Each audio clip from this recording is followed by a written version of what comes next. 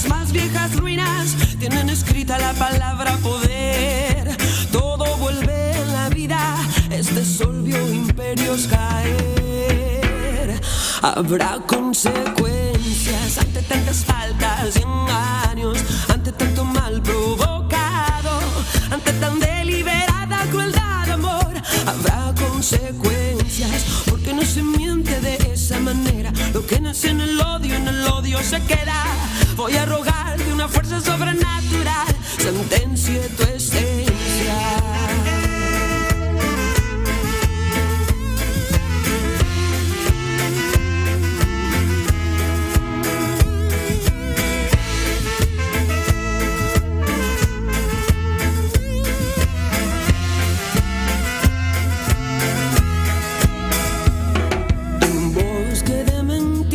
Estamos perdidos sin poder escapar.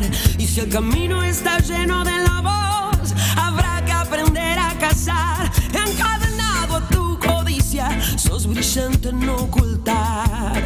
Ten cuidado con lo que me escondas, hay un destape a punto de estallar. Hasta en las más viejas ruinas tienen escrita la palabra poder. Todo vuelve en la vida, este sol vio imperios caer. Habrá consecuencias ante tantas faltas y engaños, ante tanto mal provocado, ante tan deliberada crueldad de amor. Habrá consecuencias porque no se miente de esa manera. Lo que nace en el odio se queda. Voy a rogar que una fuerza sobrenatural sentencie tu esencia.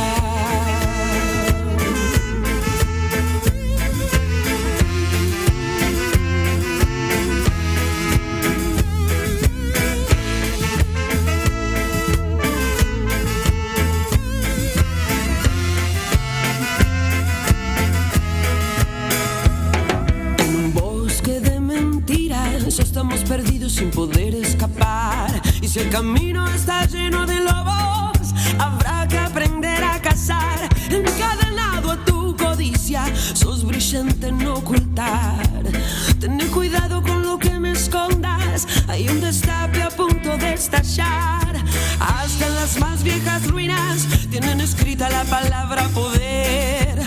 Todo vuelve en la vida, este sol vio imperios caer. Habrá consecuencias ante tantas faltas y engaños, ante tanto mal provocado, ante tan deliberada crueldad de amor. Habrá consecuencias porque no se miente de esa manera. Lo que nace en el odio se queda. Voy a rogar que una fuerza sobrenatural sentencie tu esencia.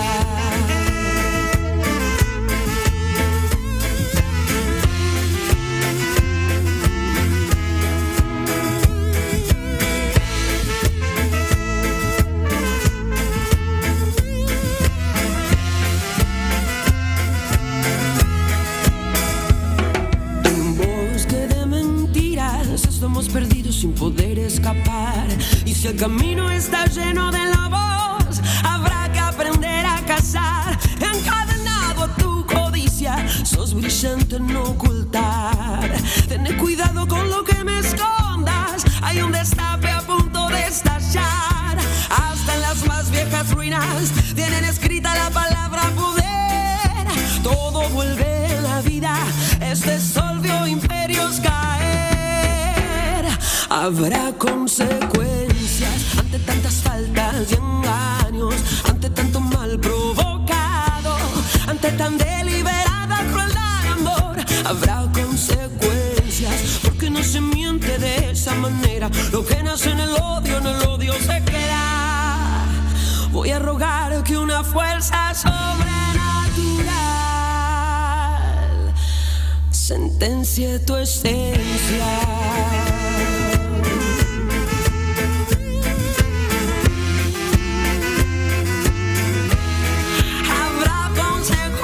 El Destape, líder en streaming político nacional durante el mes electoral. 21 21 millones de visualizaciones que ponen al Destape como el principal medio de referencia política en el mes más caliente del año. Gracias a seguir creciendo con un medio plural y de construcción colectiva. El Destape, cada vez más grande.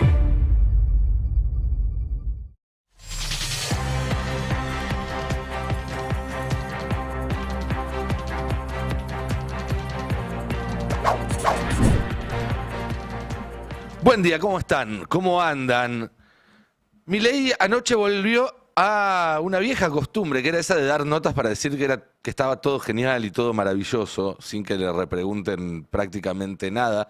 Algo que había dejado de hacer porque no le estaba funcionando y porque le habían empezado a hacer repreguntas ya, cuando vieron que no le ha ido tan bien en las elecciones provinciales. Bueno, ahora se ve que se siente un poco más seguro, pero por más que dé notas, ahora en un rato vamos a repasar algunos fragmentos, por más que nos cuente lo maravilloso que está todo, que le pague a trolls para que hagan lo mismo y digan récord de consumo, récord de empleo y demás, basta salir a la calle para saber que es mentira. Pero además, me parece que hay un dato que no se destaca lo suficiente cuando se revisa la situación del gobierno, que es que la chocó 4 veces en un año. 4 instancias en las cuales el gobierno estaba prácticamente game over y tuvo que aparecer un actor externo a rescatarlo. La primera fue en abril.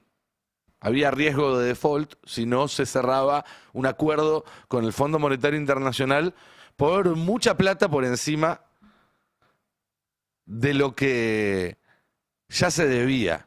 Bueno, salió ese acuerdo con más plata incluso de lo que se creía. Se hablaba de 12, 14 palos, pusieron 20.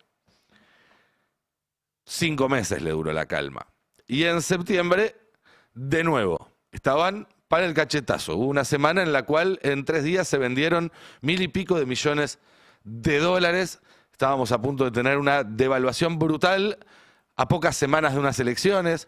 Era probablemente, o para muchos, el comienzo del final. Tenías a gente probándose el traje presidencial, Schiaretti, Pichetto y demás.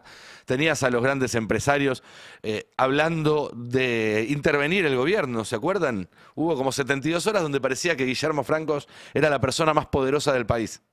Porque, bueno, Milei había hecho un acto para Eurnequian y supuestamente estaba interviniendo el gobierno. Después se lo intervino supuestamente Santiago Caputo con sus socios norteamericanos. Bueno, con todo y así llegó a las elecciones de octubre con la lengua afuera. Y allí es donde apareció el tercer rescate, que fue quizás el más genuino de todos. El rescate de una sociedad que tenía mucho miedo por las consecuencias que podía tener en sus vidas si este gobierno terminaba de forma dramática, de forma traumática. Y entonces, una cantidad sensible de argentinos decidió darle una oportunidad más al gobierno. Lo votó y lo volvió a rescatar, porque todos sabemos lo que hubiera sido el lunes siguiente después de una derrota. Bueno, no alcanzó con eso, que además, digo, es potente, porque está bien, el FMI puso un montón de plata, Trump es Trump, pero 40% de los votos en una elección de medio término es otra cosa.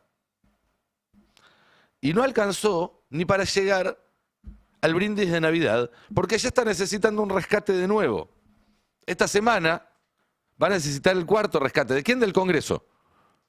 ¿Por qué? Porque si el gobierno no llega al 31 de diciembre, a la hora del brindis, con un presupuesto aprobado, con este presupuesto aprobado, con una ley firmada que diga presupuesto 2026, bueno, el 2026 va a empezar con el pie izquierdo para el gobierno, porque hay un vencimiento en pocos días y porque realmente en una etapa de alta demanda, además de divisas y demás, se le complicaría muchísimo mantener esta falsa estabilidad que mantuvo hasta ahora. Y la verdad es que esto no estaba en los planes de nadie. No estaba en los planes de nadie porque hasta los opositores ya decían, bueno, que se apruebe este presupuesto, el que sea. No lo vamos a votar nosotros, pero mejor que haya por lo menos un presupuesto que lo obliga a cumplir con determinadas cuestiones, que nos da una pauta con qué comparar la acción del gobierno, a que vuelva a prorrogar por tercer año y siga gobernando como se le ocurra, sin ningún tipo de pauta. Uno hablaba con opositores, muy opositores en el Congreso, y te decían, nosotros obviamente no lo vamos a apoyar, pero que se apruebe. Queremos que se apruebe, no vamos a poner palos en la rueda. Bueno, se los puso solo el gobierno. Y miren lo que pasó. Fue un deterioro realmente muy llamativo. Hace una semana o incluso un poco menos, el martes de la semana pasada, el gobierno decía que el presupuesto se aprobaba seguro. Esto que vamos a ver ahora es la nota de Toto Caputo en ese stream lleno de peluches y árboles de Navidad rosados, que también compartimos acá la semana pasada, donde justamente le preguntaban por eso y esto es lo que decía. Mirá, no estoy siguiendo el accionar político de adentro. Sí. Pero no veo mayores escollos, porque es un presupuesto muy simple, muy limpio. No veo ninguna razón para oponerse, honestamente. El feedback de Diego, de Patricia, de Manuel, de Martín, Menem, el feedback de los que están, digamos, en el Congreso, de Santiago, es que, digamos, está muy encaminado, así que yo no veo problema en que el presupuesto pase. Esto fue el miércoles a la mañana, un rato antes de que empezara la sesión. Ese mismo día, para poner un ejemplo, porque hay muchísimas notas, los medios daban cuenta de ese optimismo. Tenemos ahí la placa 30, por ejemplo. El gobierno nacional confía en aprobar por primera vez un presupuesto. Están las condiciones dadas. Esto lo dijo el secretario de Hacienda, Carlos Guberman, que fue el interlocutor del Ministerio de Economía con el Congreso por este proyecto y lo reflejó el diario Los Andes. Unas horas más tarde, el miércoles por la tarde, cuando el gobierno incluso ya había ganado la votación que imponía tratar el presupuesto por capítulos y no por artículos y todo, o casi todo indicaba que no iba a tener problemas, empezaron a haber algunas dudas y ahí es donde empezó la amenaza de vetar el presupuesto. El propio Milei, por WhatsApp, con algunos diputados, primero, y luego, una vez que se concretó el mal pie para el gobierno en la Cámara de Diputados, Milei evaluaba vetar su propio presupuesto, tratando con esta amenaza, obviamente, de disciplinar al Senado y conseguir que se lo apruebe. Que se lo apruebe ¿cómo, además? Que se lo apruebe con su versión original, con todas las cláusulas, incluyendo esas que habían sido rechazadas por la Cámara de Diputados. ¿Sí? Entonces, planteaban horas más tarde que iban a insistir con el original. Veamos la siguiente placa, donde ahí lo dice. Este presupuesto no nos sirve, esto es después ya de que dieran el mal paso en diputados. La Libertad Avanza intentará insistir con la versión original de la ley de leyes en el Senado. Esto era el jueves por la mañana. Bueno, por la tarde ya era otra la opción. Pasamos de lo aprobamos seguro, a si lo cambian lo veto, a vamos a insistir con el original, a vamos a hacerle cambios en el Senado, como declaró el ministro del Interior, Diego Santilli. Ahora, pasaste a 123 de 172-74. Algo tiene que ver con la composición de la Cámara, algo con el cambio cultural, de donde se entiende qué es lo que podemos hacer como argentinos y no podemos. Nosotros vamos a trabajar en el Senado. El concepto es corregir en el Senado ese articulado, pero en el resto es un avance enorme. Bien, entonces pasamos de se aprueba seguro a si no se aprueba así como está lo veto, a vamos a insistir con el original, a vamos a introducir modificaciones, hasta que finalmente decidieron aprobarlo tal cual salió. Esa misma tarde, después de que hablara Santilli y dijera eso, Bullrich anunció que tenía firmado el dictamen tal como había llegado de la Cámara de Diputados. Está en la placa 34, donde se puede ver el gobierno apuesta a aprobar sin cambios el presupuesto en el Senado para cerrar el año. Insisto, no pasaron semanas en este recorrido, es todo cuestión de horas. Arrancamos el miércoles a la mañana y estamos en el jueves a la tarde. ¿Y cuál es la situación hoy? Un par de días después del fin de semana. Bueno, que el gobierno trabaja contrarreloj para garantizar su aprobación. Es decir, ni siquiera lo tienen garantizado que este viernes puedan aprobarlo, que si lo aprueban sea sin cambios, de forma tal de que el presupuesto quede sancionado. Pero por las dudas ya Martín Menem avisó en la Cámara de Diputados que tienen que tener listo el recinto por si hay que volver a discutir el lunes o el martes de la semana que viene. Tal es la urgencia que tiene el gobierno por llegar al 1 de enero con un presupuesto aprobado. No porque Milei se haya vuelto pragmático, no porque Milei se haya vuelto institucionalista, sino porque alguien se lo está exigiendo. Porque alguien le está diciendo, macho, vos me tenías que demostrar gobernabilidad. Esto es lo mínimo que tenés que poder aprobar si querés tener cierta gobernabilidad. Y ahí es como aparece este Milei hecho una seda, absolutamente disciplinado desde Washington, haciendo declaraciones como esta en la entrevista de anoche. Para entrar a la actualidad, ¿va a vetar el presupuesto si no contiene la derogación de leyes que aumenten el gasto en discapacidad de universidades? ¿O prefiere que la ley salga tal como está y corregir el desequilibrio fiscal, no sé, a lo largo del año, en el tiempo, por áreas? ¿Se entiende la pregunta? A ver, lo primero que tenemos que destacar es que hemos podido sancionar el presupuesto. No. A la luz de cómo siga evolucionando el debate sobre el presupuesto, porque ahora está en el Senado, que ya tiene dictamen, que dicho sea de paso, ¿cuánto hacíamos que no veíamos esta productividad en el Congreso, no? Digo, 4 dictámenes en el Senado, ¿no? Digo, porque está lo de los glaciares, está presupuesto, reforma está laboral, modernización laboral, ¿sí? Entonces, digo, la verdad es que, digamos, estamos trabajando muy, muy bien. Entiendo que entonces la respuesta es que no lo va a vetar. Exactamente, digamos, nosotros tenemos presupuesto.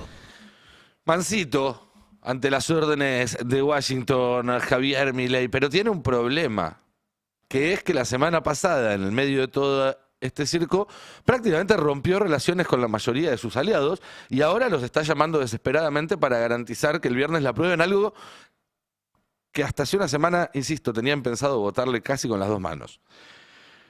Y ahí es donde se empieza a complicar. ¿Por qué? Porque el PRO están calientes como una pipa, porque no tienen los fondos para la ciudad de Buenos Aires, una condición que había puesto Macri, y además por el acuerdo que se hizo con el kirchnerismo para que se destrabara la designación de 3 auditores de la AGN. En el Senado, el PRO no tiene tanto peso, son solo 3 votos, que igual pueden llegar a ser claves, pero si esto tiene que volver a la Cámara de Diputados, Ritondo los está esperando con la servilleta puesta acá en el cuello, el cuchillo y el tenedor.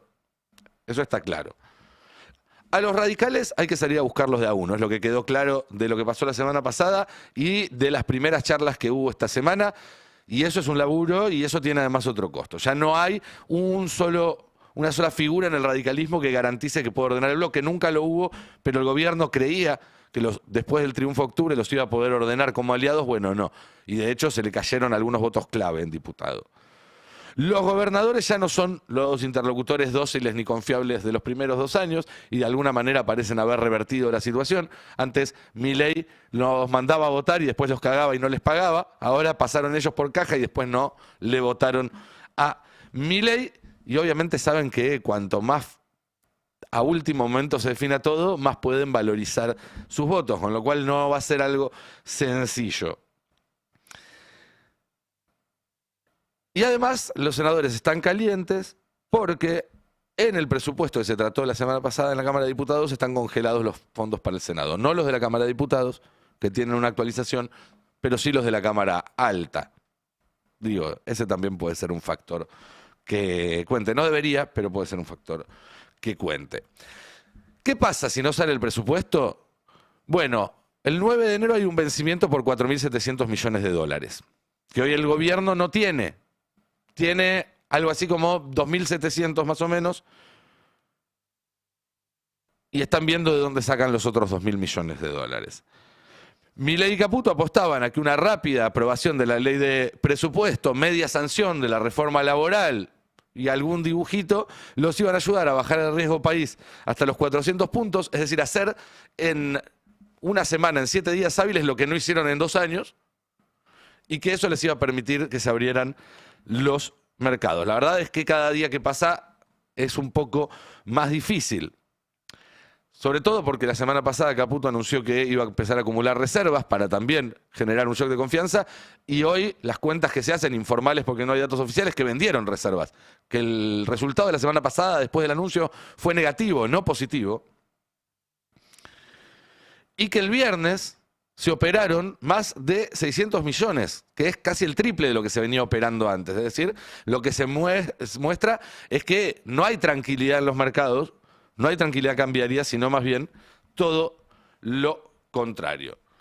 Caputo sabe o cree que Estados Unidos no le va a prestar, porque si no, no estaría buscando estas otras fuentes de financiamiento. Que si aparecen estos famosos bancos con el repo, el precio que van a pedirle es carísimo. Es carísimo. El Fondo Monetario tampoco tiene una solución. Imagínense lo que es la situación, que en los últimos días hasta se exploró la posibilidad de volver a hablar con China para pedir activar otra parte del swap. Tengo entendido que ni siquiera levantaron el teléfono porque alguien les dio a entender que no era razonable. Pero ese es el nivel de desesperación que se está manejando.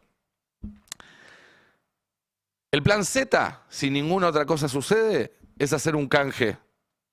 Pero un canje puede ser o bien obligatorio, en cuyo caso es casi como reconocer el default y tiraría a la mierda todos los planes de Milei y de Caputo, o bien optativo. Y para que sea optativo y tenga éxito, le tenés que ofrecer muy buenas condiciones al acreedor. Porque si no, te dice, no, yo prefiero cobrar ahora.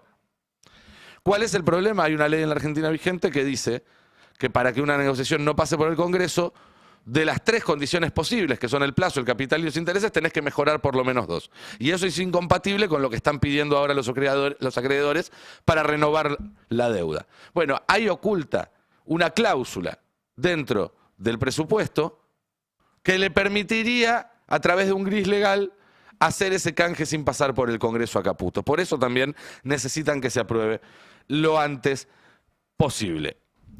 Ahora, todavía no sabemos de dónde va a salir la plata, pero sí sabemos que va a salir carísima, que si la consigue, lo que va a tener que pagar por esa deuda nueva va a ser muy caro. ¿Y cómo se va a pagar eso? Bueno, con más ajuste, lo explica el propio Milei en esta nota que dio ayer. Exactamente, digamos, nosotros tenemos presupuesto. Y lo que sí vamos a hacer es acomodar las partidas para cumplir con el déficit cero. Acá la política importante es el déficit cero. Lo más importante es el déficit cero. El 1,5 del PBI de superávit, como está planificado, por un lado lo va a conseguir por otro lado. Exactamente, sin subir impuestos. ¿Se acuerdan en octubre del año pasado cuando Milei en una reunión con empresarios confesó que había hecho todo el ajuste en el principio de su gobierno para aprovechar que la gente estaba de vacaciones?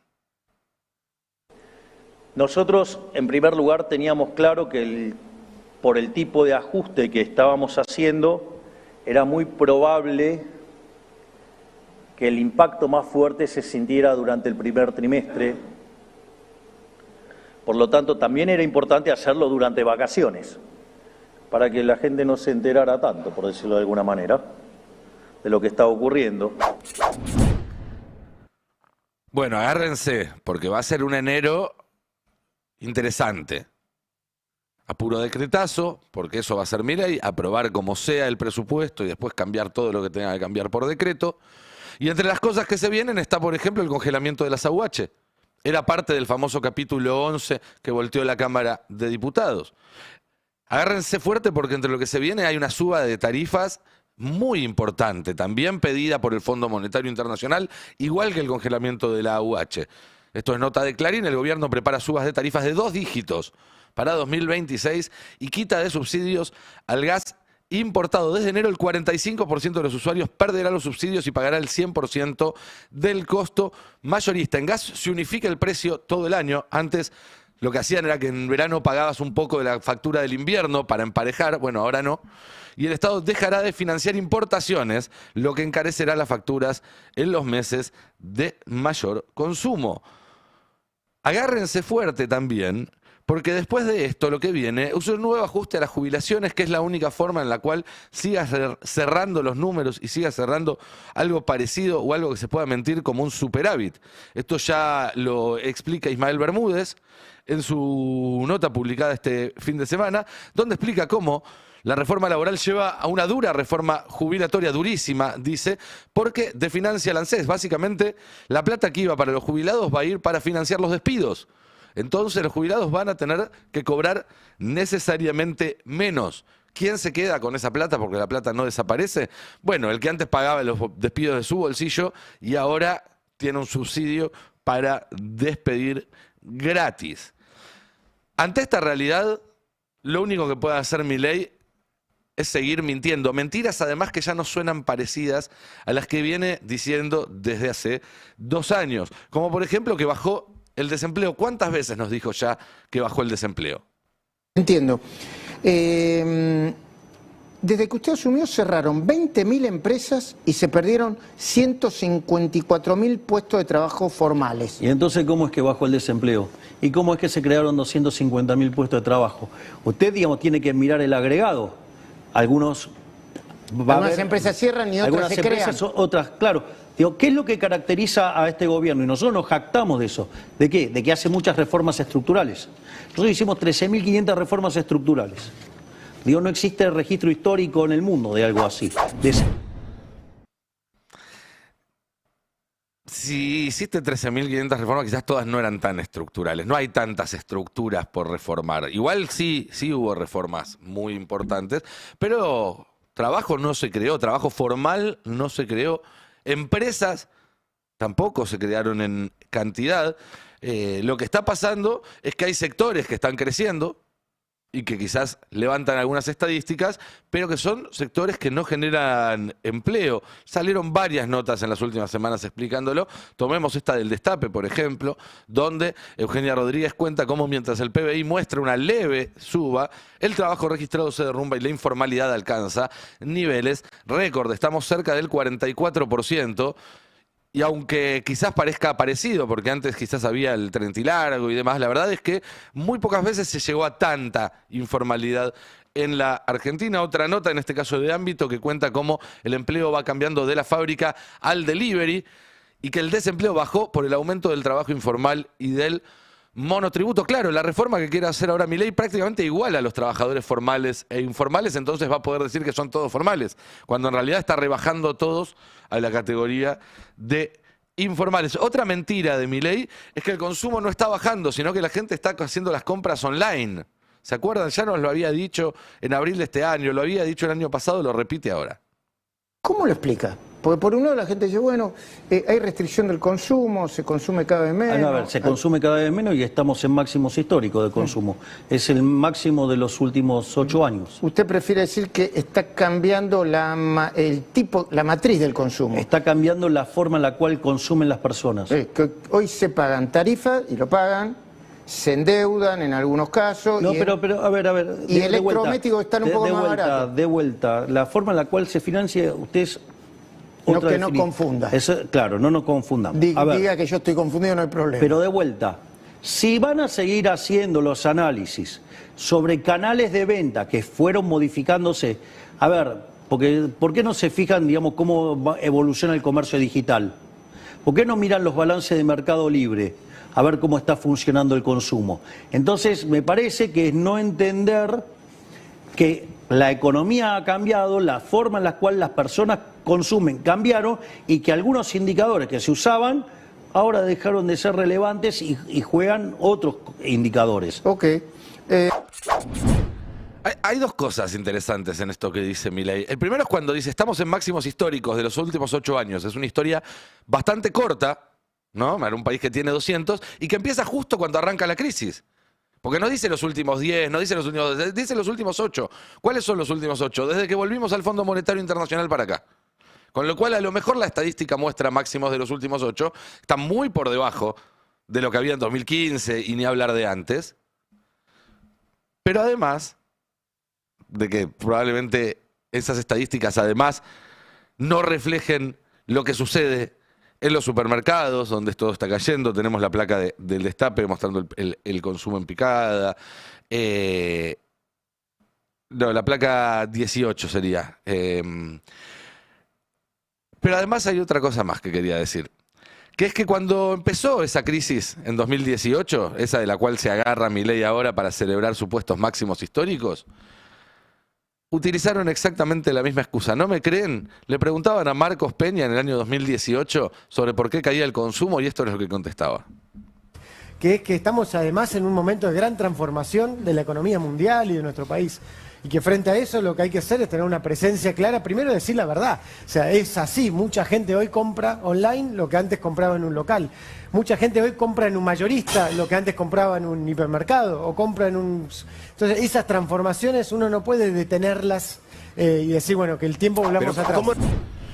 Pues hay que reconocer que por lo menos Marcos Peña era un poco más ordenado a la hora de armar las oraciones. En lo demás, prácticamente es lo mismo lo que están diciendo y tan mal estamos que 8 años más tarde, después de ese video, tenemos la misma excusa. Y por último, esta es la más graciosa de todas. Y de esto después bajo para charlarlo con Cande, para charlarlo con Alfredo.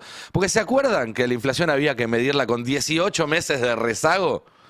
Que supuestamente recién 1 año y medio después de que empezara Milei íbamos a llegar a inflación cero porque ese era el rezago, la demora en que tuviera efecto la contracción monetaria, etcétera, etcétera, de la escuela austríaca.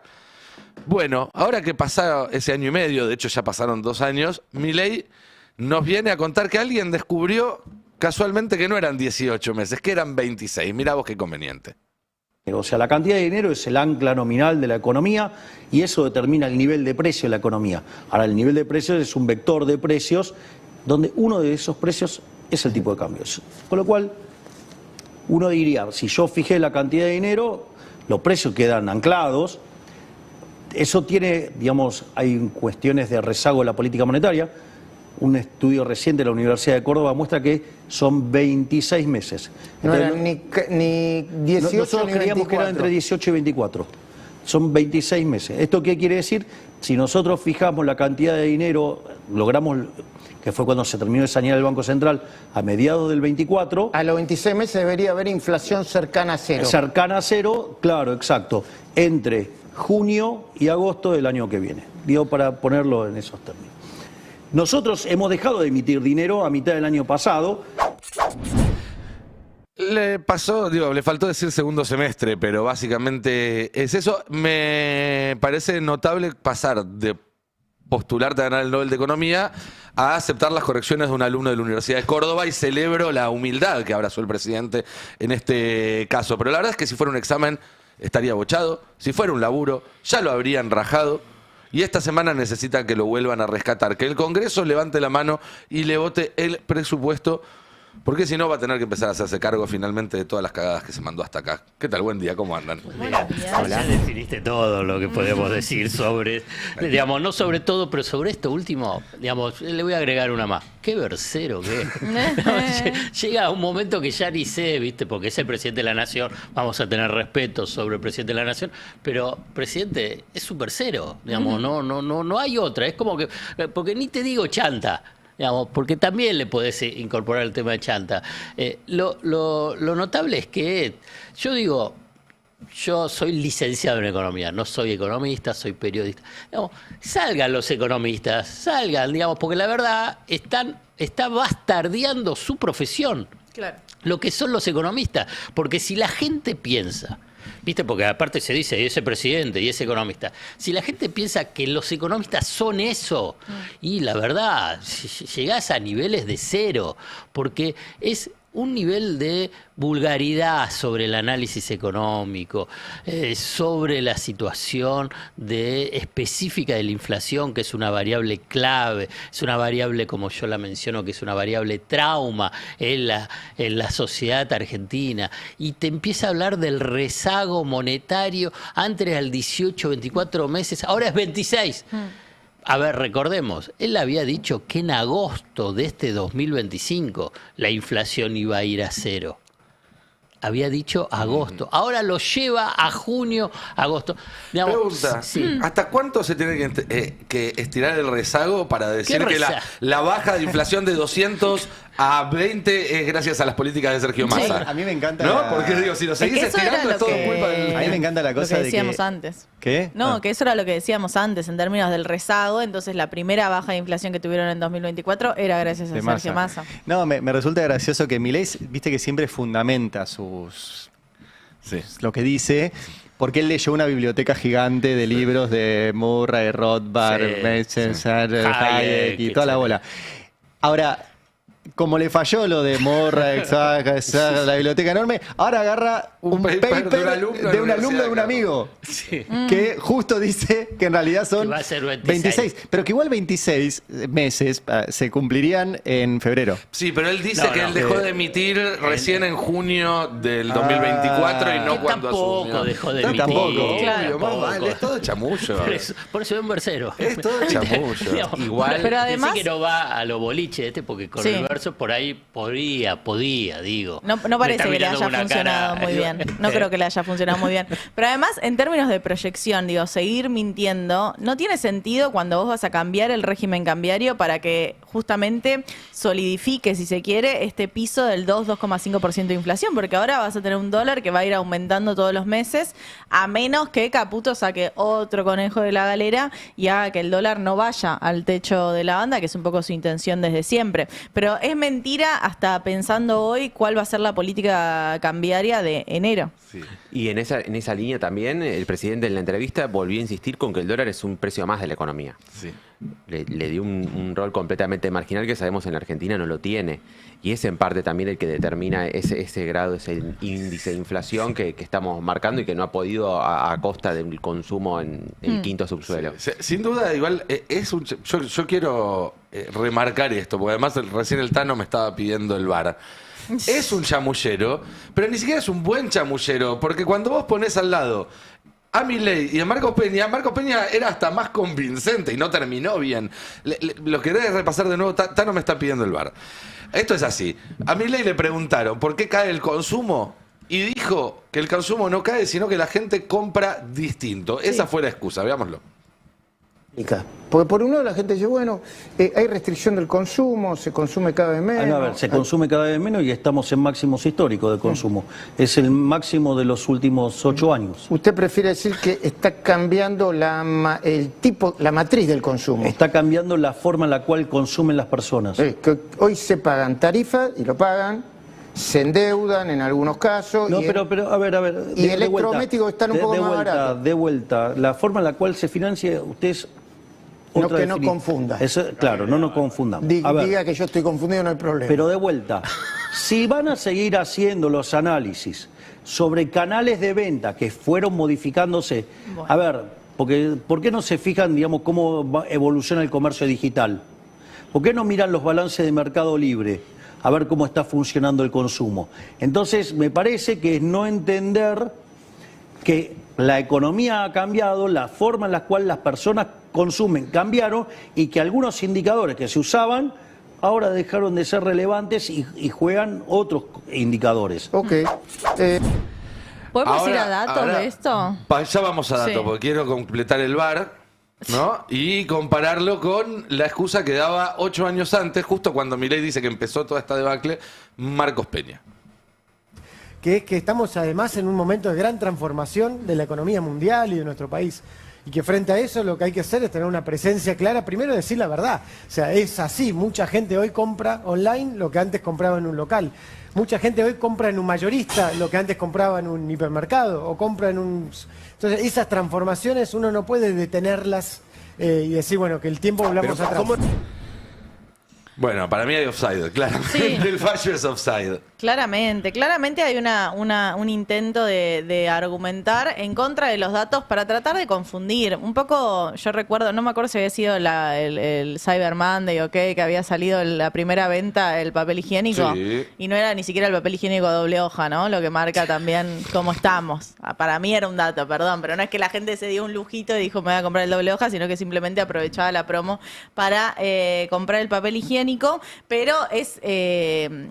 el segmento mayoritario de compra sigue pasando por supermercados, mayoristas, almacenes y no por la compra virtual, sobre todo en el segmento de consumo masivo. Y ahí tenemos los datos de Esencia, que en la placa 1 vemos esta evolución que tenemos durante el gobierno de Javier Milei y un poquito más atrás, porque las primeras barras que van para arriba, el primer segmento está hablando de 2023. Después toda esa caída, quienes no están en YouTube, es una caída bastante dramática. Todas las barritas van en negativo y eso es todo 2024. 2025 tiene algunos meses positivos, pero que no llegan a recomponer bajo ningún punto de vista la caída de 2024 y llegamos justamente a noviembre de 2025 nuevamente con una caída del 2,4%. Y cuando vemos los gráficos en los sectores, digamos, en la placa 2, vemos un poco esa evolución, tanto de los supermercados, los autoservicios, las farmacias, el e-commerce, o sea, sí está tenido en cuenta el e-commerce, y los kioscos, además de los mayoristas, que es lo que aparece en amarillo. Entonces, el consumo masivo en total cayó un 0,1% cuando comparamos con noviembre de 2024, pero un 1,8% cuando comparamos con octubre de 2025. Noviembre de 2024 era el fondo de la olla. Claro, era el gráfico que veíamos antes, las líneas para abajo, ¿no? Como bastante fácil que fuese un número positivo, pero incluso con esa facilidad, voy a decir, por la mala comparación del año 2024, te da un número negativo. Y algo interesante, porque cuando vos ves todo el segmento, hay un acumulado que es positivo en el año, del 2,2% por esos primeros meses donde parecía que se venía esa recuperación, que fue frenada ya a partir de abril, pero que en el caso de supermercados y de autoservicios siempre fue negativo. O sea, la gente compra sistemáticamente menos productos de limpieza, de alimentos, de higiene personal. Entonces, ahí hay algo que te está marcando, lo charlábamos la semana pasada, esas dos Argentinas, ¿no? Una Argentina que tiene el mejor octubre en ventas de bienes durables, hablo de electrodomésticos, hablo de autos, hablo de compras más grandes, y el peor octubre en términos del consumo de bienes no durables, que son los que necesitamos para vivir. Ahí, respecto a eso, se suele hablar de una economía a dos velocidades. Yo prefiero decir que hay una economía donde unos avanzan y otros retroceden.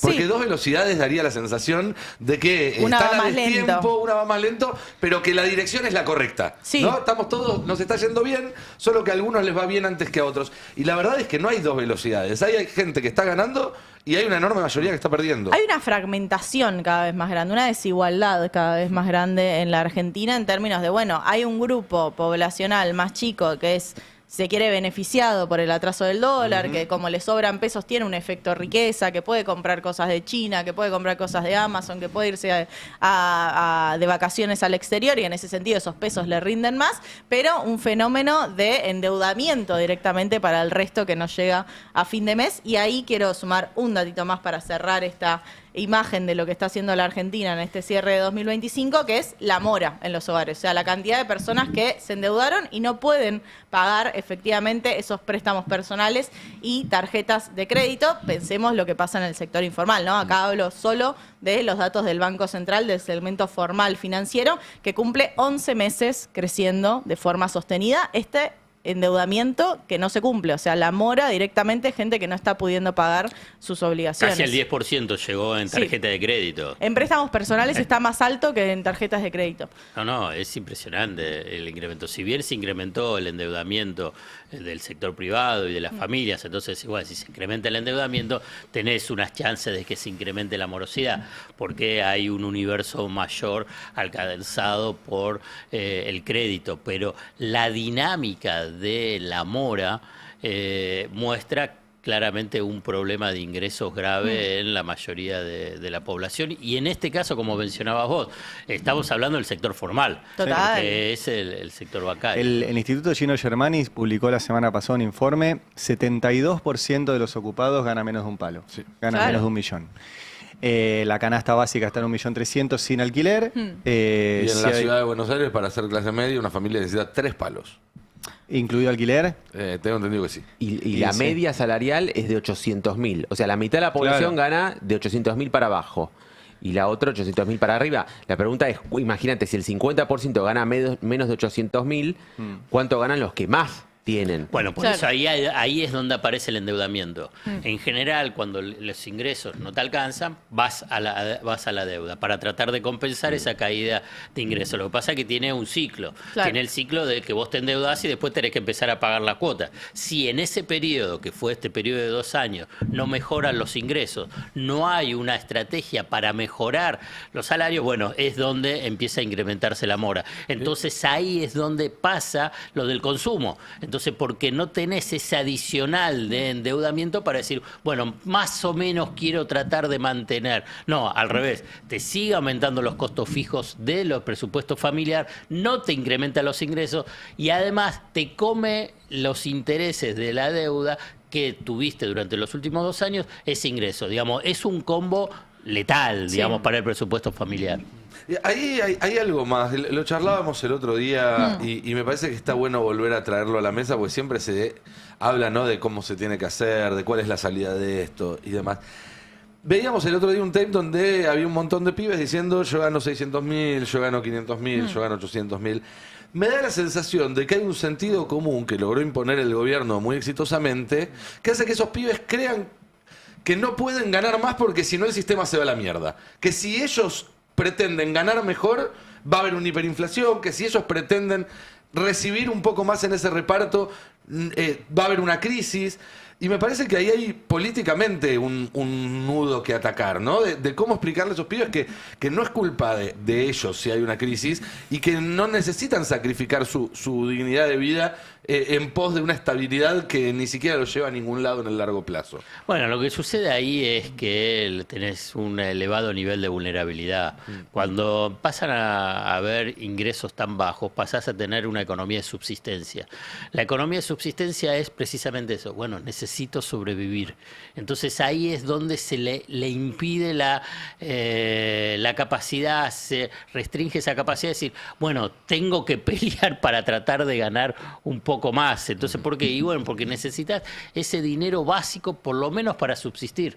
Entonces ahí es donde entras en ese laberinto vinculado con lo social, lo laboral y obviamente con lo económico. No, y también, una cuestión que es cómo conviven esta situación con estos discursos que están tan instalados también en esta era y que muchos jóvenes han adoptado acríticamente, donde bueno, cada uno es artífice de su propio destino y gana y si quiere puede ganar $2.000 al mes y demás, y si no lo haces es culpa de tu propio fracaso. Es decir, en la medida en que esta situación de crisis se profundice, hay que ver cómo marida y cómo impacta con esos discursos donde muchos jóvenes están completamente convencidos de esa situación. Sí, y además yo creo que ahí se marca justamente esa falta de alternativa, ¿no? No hay un modelo explicado donde vos digas las personas no solo tienen que ganar más como si fuese una cuestión moral o ética, sino que pueden ganar más, porque en realidad si uno ve la evolución, por ejemplo, de Brasil en términos de apostar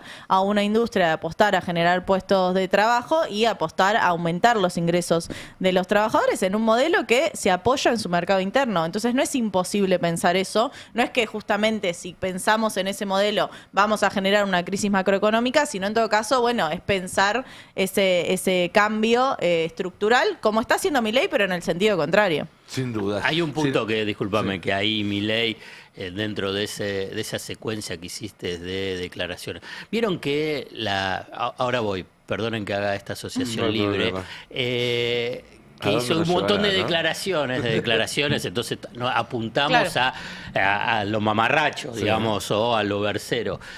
Y se zafó Majul de esta forma.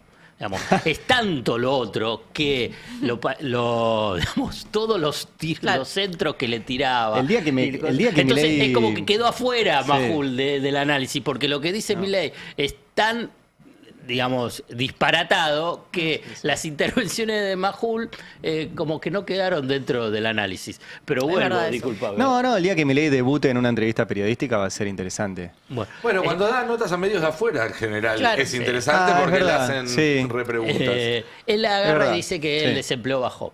Y hay un punto que, bueno, el dato oficial, si le creemos al INDEC, que pongamos, digamos. Entonces, lo que hay ahí y que obviamente no estuvo la repregunta, punto uno, hubo destrucción de empresas. Viste que enseguida salió Majul a tratar de... No, entonces se crearon empresas. No, en términos netos, entre lo que se crearon y se destruyeron, el saldo neto fueron menos 20.000. O sea, sí, hubo creación de empresas, pero hubo más destrucción de empresas. El saldo neto es que se destruyeron 20.000. Bueno, y con el empleo también hubo destrucción del empleo formal. Pero ¿qué es lo que creció? El cuentapropismo, la informalidad, y entonces el saldo es de la tasa de desocupación. Por primera vez desde la democracia, en un año que estadísticamente la economía creció, hubo destrucción de empleo formal. ¿Entendés? Porque en general, ¿qué es lo que se dice? Bueno, la economía crece y bueno, crece el empleo formal. En la Argentina de Milei del 2025, la economía estadísticamente creció, porque fundamentalmente crece en intermediación financiera, hidrocarburos, minería y agro, el resto no, pero el saldo es que creció y el empleo formal se destruyó. Bajó. No hay antecedentes, lo que muestra que es de una economía a nivel de, si lo que cree de resultado de empleo, desastroso. Y para cerrar, ¿qué es lo que creció?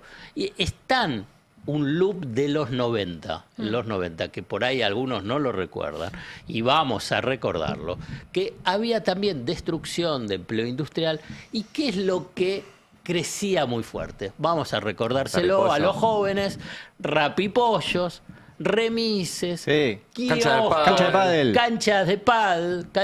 Entonces todo eso es, pero entonces esto es lo que perdió el empleo. Y sí, pero ahora están trabajando. Eso tiene un nivel de agotamiento en el proceso. Hoy es Uber, Didi, Rappi, etcétera. Y por eso yo no uso Uber, pero por ahí sí. El precio de Uber bajó mucho. Sí. Bajó, sí. ¿Por qué? Hay mucho.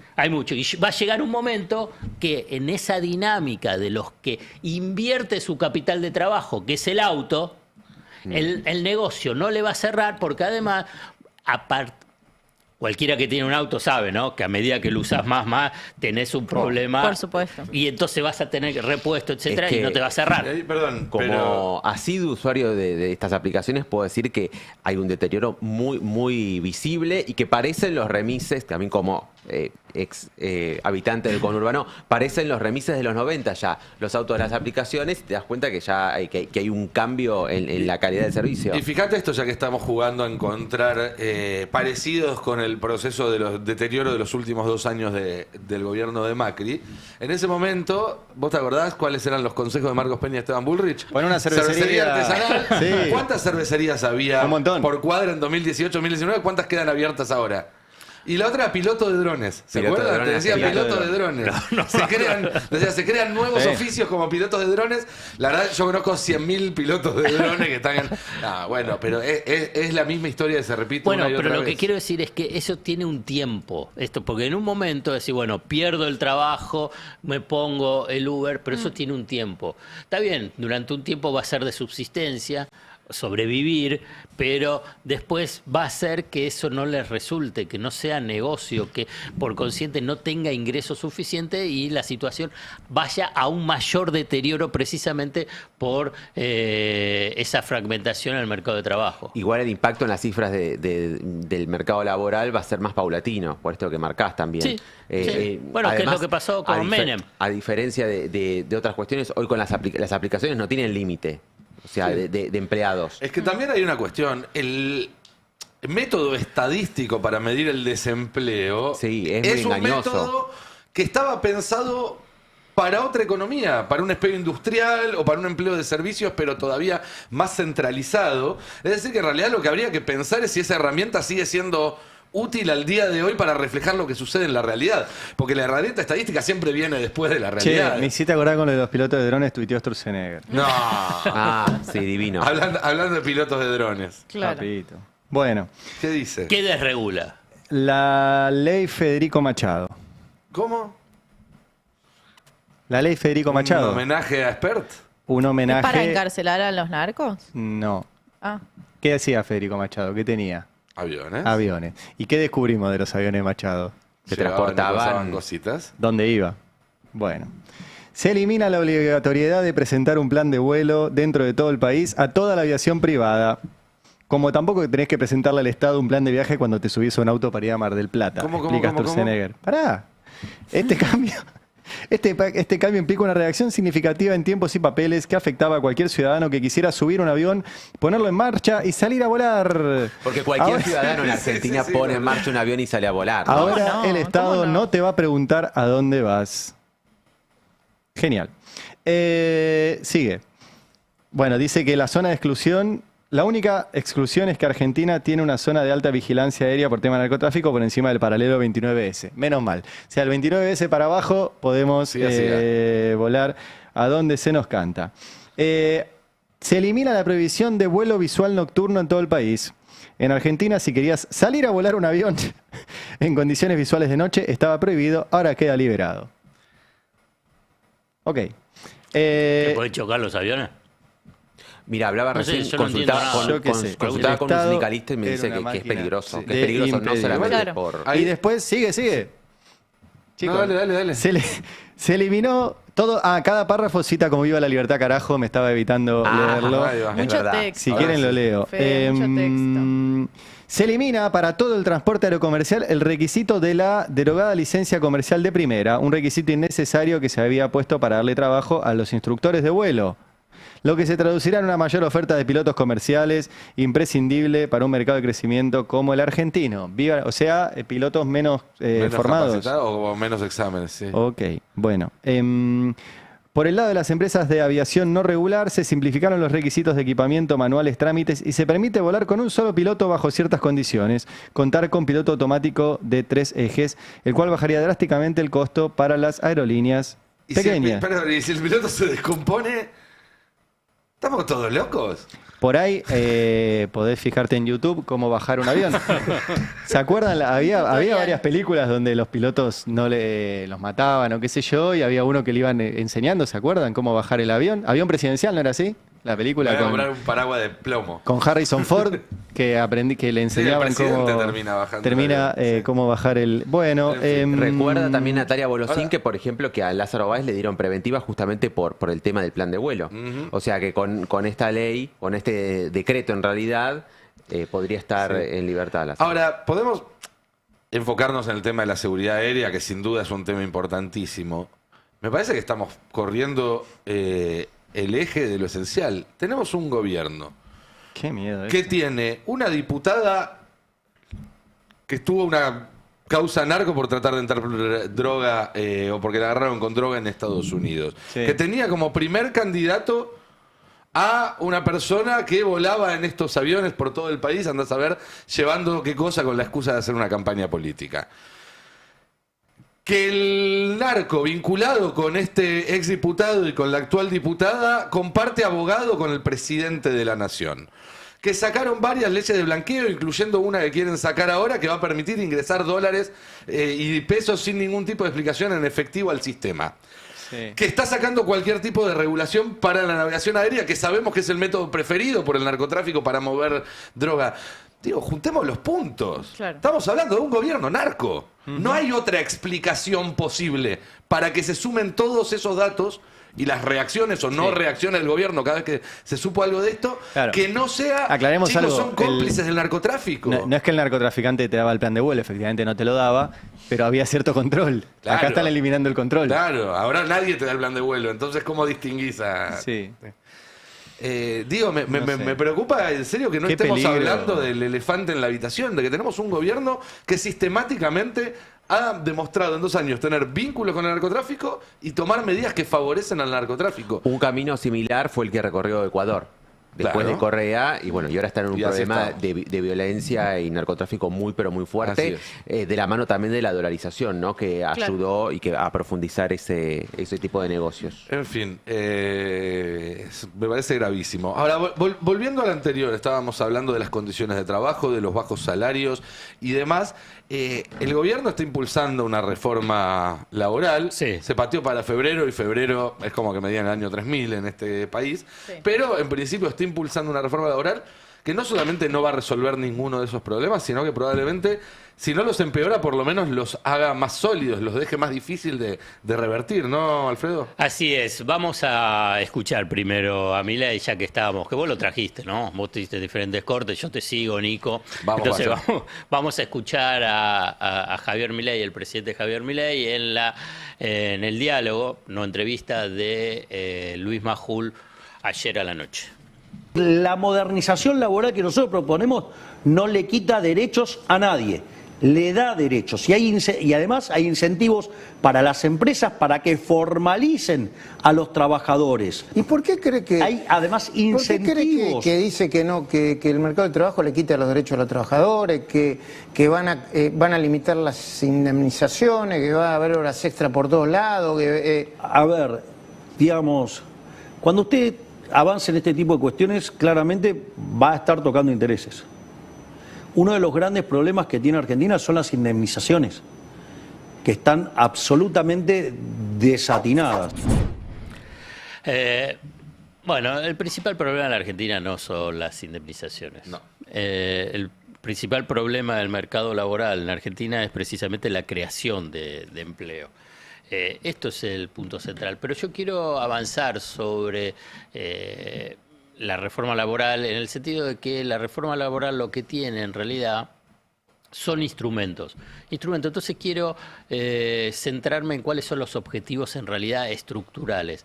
Hay una placa, la siguiente, la 01, donde yo voy directamente al concepto de qué es lo que plantea como objetivo central, con las herramientas presentadas de indemnización, de extensión de la jornada laboral. Primero, disciplinar a los trabajadores. Sin duda. Punto. Si vos, digamos, lo que lográs es que tengas primero problema de empleo y después problema de empleo, las condiciones de trabajo y las condiciones de trabajo con salarios bajos, es decir, vos tenés una cuestión de disciplinamiento de los trabajadores, a lo que se le suman las herramientas, es decir, bueno, casi no podés hacer huelga. Después, desarmar el poder sindical. Y no es un tema menor. Y cuando se habla de poder sindical, en general, se piensa simplemente en lo que en las negociaciones paritarias. Los gremios es una organización de los trabajadores que en realidad es la construcción de una comunidad de trabajadores, donde no es solamente el salario, tiene cobertura de salud a través de las obras sociales, tiene cobertura de turismo, o sea, para el ocio de los trabajadores, tiene cobertura, por ejemplo, para los recién nacidos, o sea, de las familias, o sea, que les da el kit de los recién nacidos, para incluso también cuando tienen una muerte, los familiares tienen la cobertura de sepelio. El kit escolar también. El kit escolar cuando comienza, o sea que es de una comunidad. Sí. Bueno, lo que es tratar de desarticular esa organización. Después hay un debate, como hay debate en todo tipo de organizaciones, hay mejores, peores sindicatos, hay mejores, peores dirigentes sindicales. Pero acá lo que apunta no es a eso, sino que lo que apunta es a desarticular precisamente al poder sindical. Después, la fragmentación en el mundo laboral y recomponer la tasa de rentabilidad empresarial con una disparatada, gigantesca transferencia de ingresos del sistema previsional al mundo del capital. ¿De qué forma? Bueno, no pagan las indemnizaciones, baja de los aportes patronales.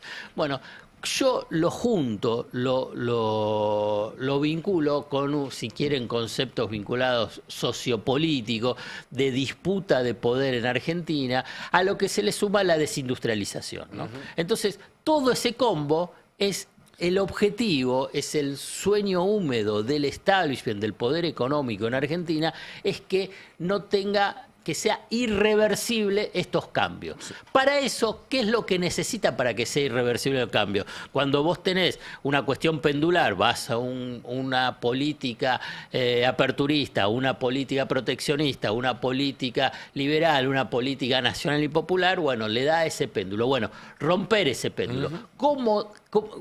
Lo intentaron con la dictadura militar, lo intentaron con Menem, lo intentaron con Macri, ahora van con Milei y dicen, bueno, ¿qué forma hay?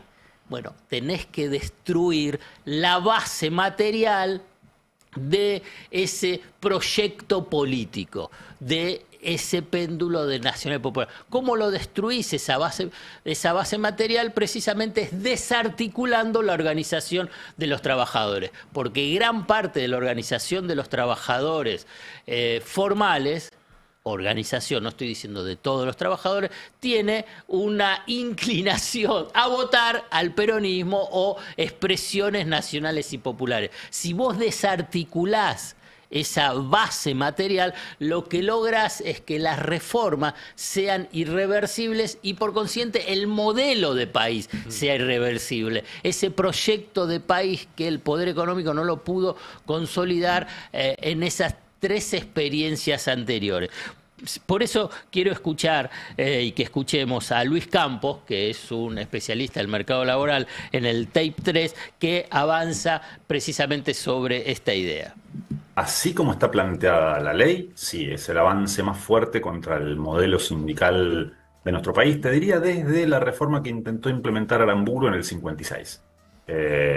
Esto te diría, es hasta más profundo que los cambios en materia de política sindical que planteó la dictadura de Videla con la ley de 1979, y fundamentalmente porque le apunta a 2 cosas. Apunta a ir hacia un mecanismo muy descentralizado vía sindicatos de empresa y además afectar de manera muy significativa los recursos de las organizaciones sindicales, tanto los provenientes de las cuotas de convenio que se firman en los convenios a cargo de los trabajadores no afiliados, pero que se benefician de ese convenio colectivo, como también de las cuotas de los afiliados sindicales. Yo quiero reafirmar y complementar esta definición de Campos, que fíjate que lo que mencionó, la reforma ya se fue más atrás, de Aramburu, la de la dictadura, y yo creo que es parte del aprendizaje del poder económico, vínculo de decir, bueno, mirá, lo intentamos de esta forma, bueno, ahora hay que ir a fondo, digamos, a fondo es la destrucción total, la desarticulación total. Y esta para mí es la disputa política alrededor de la reforma laboral. Hay que recordar a la Noe, ¿cómo estás? ¿Cómo Bienvenida. están? Te suma de la Rúa también a esa tridente, ¿no? Claro. Que reforma laboral con coimas, claro. Claro. Y ahí también me parece más pertinente de nunca recordar las 2 estampitas de Thatcher y de Reagan que tiene Milei sobre su escritorio. Porque lo que hicieron Thatcher y Reagan fue justamente poner de rodillas al sistema sindical, el de Inglaterra en el caso de Thatcher, peleándose con los mineros, el norteamericano en el caso de Reagan peleándose con los controladores aéreos, para de esa manera transformar las economías industriales que tenían en ese momento los 2 países en economías de servicio. Y de hecho lo hicieron con tanto éxito que son cambios que recién ahora se están queriendo revertir o se está empezando a percibir que fueron cambios que fueron negativos para el desarrollo de esos países. Y Milei es fanático de ellos y sin duda conoce muy bien cómo hicieron para dar esas batallas. Y en línea con lo que vos estás mencionando, porque hay estudios internacionales vinculados con las políticas de flexibilización laboral, ahí tenemos la placa 2, donde la consultora CP de Federico Pastrana muestra que no hay evidencia que la flexibilización laboral te genere mejores niveles de empleo. No hay, pero no solamente para Argentina, es lo que vos estabas mencionando en Estados Unidos, en Gran Bretaña, pero hay informes del Fondo Monetario Internacional también que muestran que, bueno, esas normas de flexibilización no generan nuevo empleo. ¿Qué es lo que sí genera? Mejora la tasa de rentabilidad, la tasa de ganancia de las empresas. Sin ninguna duda. Algo que en línea con lo que viene diciendo Nico, porque vos, Nico, venís diciendo, si crean el Fondo de Asistencia Laboral, el peronismo tiene que decir, lo vamos a estatizar en cuanto lleguemos, una forma de torpedear de alguna forma, de alguna manera la creación de ese fondo. Y un poco en línea con esto, el otro día lo escuchaba a Javier Timerman hablando de cómo le preguntaban qué falta para que baje el riesgo país, ¿no? Y él decía, lo que pasa es que el mercado, bueno, está en Telequia, no sé, lo que ven es que muchas de las cosas con las que están avanzando en el Congreso están avanzando sin consenso. Entonces, probablemente no se sostengan en el tiempo. Y ahí también hay una mirada respecto de cuán sustentables son los cambios que esta mayoría circunstancial está aprobando. Por eso esta semana se volvió, el tema presupuesto, que parecía un trámite, se volvió un tema político central. Total. Y por eso ese pedido que hacía en su momento Toto Caputo, que hablaba de un peronismo racional, que pedía que existiera, que surgiera un peronismo racional, porque en definitiva lo que necesitan para afuera es eso, vender que tienen controlada todo el arco político, o que en todo caso las expresiones más antimercado o más a favor de la gente son minoritarias o no tienen una representatividad que pueda llegar a generar escollos a la hora de las discusiones parlamentarias. Es que además cuando vemos el presupuesto, digamos, ellos necesitaban esas derogaciones tanto en la ley de emergencia de discapacidad como en la ley de financiamiento universitario para dar esa señal a los mercados justamente de que están dispuestos a recortar todo, porque también recortan la caja del Estado, o sea, en el mismo presupuesto recortan la recaudación tributaria, entonces necesitan decir, bueno, yo voy a profundizar la motosierra como profundizaron en noviembre para llegar al superávit fiscal. Entonces ahí, bueno, hay una tensión no solo con lo que llaman paz social, sino también en, bueno, si el Congreso lo deja avanzar o no en esto. Sí. A mí ahí igual me gustaría problematizar la palabra racional, ¿no? Claro. Como si fuera racional lo que hace Caputo, ¿no? Sí, y que como si fuera racional pensar que un país como la Argentina puede vivir buscando financiamiento de 20.000 millones cada 6 meses. Como si fuera racional pensar que alguien puede vivir con un sueldo de 400.000 o de 600.000 pesos. Creo que los irracionales hoy son ellos. El tema es que no hay del otro lado una racionalidad alternativa para presentarle, o por lo menos está surgiendo todavía muy fragmentadamente. Pero podemos empezar por eso, ¿no? Por no normalizar que le digan racional a algo absolutamente enloquecido. Milei y racional no pueden ir nunca en la misma frase. Y de hecho, las propias cámaras empresariales, algunas de ellas ya en el Congreso, se manifestaron en contra de algunos de los puntos de la reforma laboral en términos de la reforma sindical, porque les es propicio este sistema para resolver conflictos. E incluso en algunas cámaras se están encendiendo luces amarillas porque dicen, ojo, que si prevalece el convenio por empresa, hay algunas empresas donde tenemos mayor penetración de gremios de izquierda. Claro, el conflicto por empresa también prevalece. Si prevalece el convenio por empresa, prevalece el conflicto por empresa. Pero ahí te habla del desconocimiento que tienen también, ¿no? Sobre el territorio en general. Es cierto que hay un miedo en ciertas empresas que tienen comisiones internas que son muy combativas y que van a estar al horno esas empresas en esa negociación colectiva. Y sí, ¿cómo viene el poroteo para este viernes? Todavía no están los votos, ¿no? Ellos, a ver, te digo lo que dice el gobierno, están súper tranquilos, lo van a lograr aprobar, por eso Milei sale a decir ayer, no vamos a hacer ningún cambio, no lo vamos a vetar, va a quedar todo así tal cual.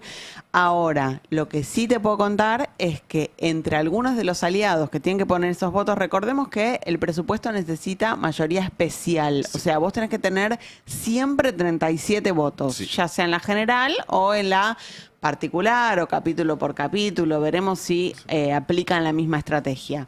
Entre esos 37 votos, que hoy se supone que deberían tenerlo fácil, incluso por encima. Recordemos que para arrebatarle lugares al peronismo en las comisiones, ellos lograron una mayoría de 44 votos, con un senador todavía no jurado, pero el viernes se supone que en el comienzo de la sesión va a jurar quién tiene que reemplazar a Lorena Villaverde, que no pudo asumir por las causas de narcotráfico, pero sí es diputada nacional. Entonces, se supone que esos votos van a estar. Empieza a haber un poquito de ruido y de incomodidad, y lo quiero decir así porque esto es todo lo que hay, no es que está en juego, no. Empieza a haber un poquito de ruido y de incomodidad de algunos de los aliados con el artículo 30. ¿Qué es el artículo 30? Caramba. La eliminación de la meta del 6% en PBI para educación, la eliminación de la meta del 1% en PBI para ciencia y tecnología, que no se estaba cumpliendo, algunos gobiernos se acercaron más, otros menos, pero por lo menos era un horizonte hacia el que caminar, ¿no? Claro. Una utopía. Se lo reconocía como algo deseable, por lo menos, no es poco. Que un país invierta en educación era algo que por lo menos creímos que era política de Estado, o que era un consenso. Que era un consenso, parece que no tanto. Porque de hecho este artículo en diputados cayó sin más, simplemente cayó. Pero bueno, desaparecido el capítulo 11, que era el que más ruido generaba, ahora podés empezar a ver algunas otras cosas más. ¿Qué dice también este artículo 30? Las escuelas técnicas que tienen 2 vías de financiamiento, una para infraestructura, gastos corrientes, sueldos, eso los ponen las provincias, y otra vía de financiamientos que es muy importante, que es compra de equipamientos, insumos, capacitaciones técnicas, eso lo pone el gobierno nacional, y eso en el presupuesto 2026 cae un 93%, o sea, directamente lo eliminan. Una campaña para que ese artículo se revisara. Se juntaron firmas y demás. Tenemos lo que viene analizando el CEPA, que está haciendo realmente un análisis muy en profundidad de lo que marca el presupuesto 2026 respecto del financiamiento de las escuelas técnicas, que cuando lo ves graficado realmente te sorprende. Si podemos compartir, ahí está, la placa 1, mira, el de financiamiento de la educación técnica profesional, comparan lo ejecutado en el 23 con lo proyectado para el 26 y cae directamente un 93%. Es realmente abrumador, es directamente pensar en escuelas técnicas sin equipamiento, lo cual también es hablar un poco de cuánto va a caer la calidad. También acá hay un punto porque lo que ven los gobernadores es, si desaparece esto de Nación, la plata la vamos a tener que poner nosotros. Y ahí es donde empieza a aparecer este ruido, que no es solo de lo mal que quedás como senador y como gobernador mandando a votar en contra de la educación pública nacional, sino porque van a tener que compensar, si quieren hacerlo, la desaparición de estos fondos nacionales. Tenemos también para compartir cuánto cae el presupuesto para universidades, para educación superior. Acá aparece la paradoja, ¿no? Tenés la ley aprobada de financiamiento universitario que el gobierno no está aplicando, y comparado con el 23 cae el presupuesto para universidades nacionales 33,8%. ¿Esto es con la ley o sin la ley? Esto es sin la ley. Esto es lo que marca el presupuesto hoy. O sea, lo que ejecutaste en el 23, ¿por qué toman ese parámetro? Y bueno, porque es lo último, el último presupuesto aprobado y ejecutado, y lo que está previsto para el 26. O sea, es decir, perdón, que el presupuesto, por un lado, derogaba la ley de financiamiento, pero por otro lado... Además recortaba. Además recorta en fondos para universidades, que perdón, es lo mismo que pasa con los fondos para las personas con discapacidad. Porque el presupuesto no solo derogaba la ley de emergencia en discapacidad, sino que, por ejemplo, prevé que va a haber 100.000 pensiones por discapacidad menos. Claro. O sea que ni aún si se aprobara el presupuesto con el capítulo 11 caído, tampoco hay recursos garantizados ni para las universidades ni para las personas con discapacidad. No, viendo este cuadro, porque es en peso constante, vos tenés el proyectado 2026, todo lo que vas a gastar en el 2026 en las universidades es pero sustancialmente más bajo que del 24, de Milei. De Milei, ni te hablo del 23, ¿no? Un 15% menos respecto al 24. Y sobre el 25 casi nada. O sea que en términos reales es una destrucción directamente de las universidades. Hay que ver cómo reaccionan, ¿no? Qué es lo que puede pasar también a nivel de los docentes, porque también hay una fuga de los docentes en las universidades por los salarios miserables. Acá no hay un horizonte que en el 26 haya una mejora de los salarios en términos reales, pero ni sé si nominales, porque si no va a poder funcionar la universidad, porque los gastos en la universidad aumentan, no es que no aumentan. La luz está aumentando, el gas está aumentando, el agua está aumentando para todos. Bueno, obviamente que cada vez se hace más difícil sostener abiertas las universidades. Pero para que me quede claro a mí, digamos, diputados aprobó esto. Sí, aprobó esto. Y en el Senado pueden llegar a aprobar esto. Todo indica que lo van a aprobar. Hay algunos aliados que están empezando a manifestar alguna incomodidad con esto, y por supuesto el peronismo se puso como objetivo, como estrategia central, intentar que al menos, si no pueden lograr que caiga todo el presupuesto que caiga este artículo, el artículo 30.